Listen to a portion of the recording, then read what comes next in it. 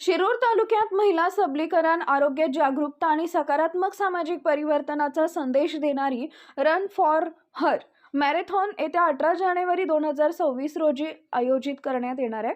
Hailing live संस्थेच्या वतीनं रांजणगाव येथील राजमुद्रा चौकात होणाऱ्या या मॅरेथॉनचं हे तिसरं वर्ष असून यंदा हॅट्रिक पूर्ण होत आहे।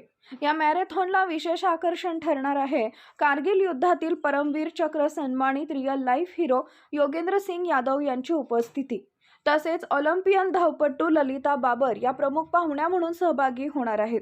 या महिलांना आत्मविश्वास देणे, आरोग्यदायी जीवनशैलीचा संदेश देणे आणि समाजात महिलांची सक्षम भूमिका अधोरेखित करणे हा या उपक्रमाचा मुख्य उद्देश आहे।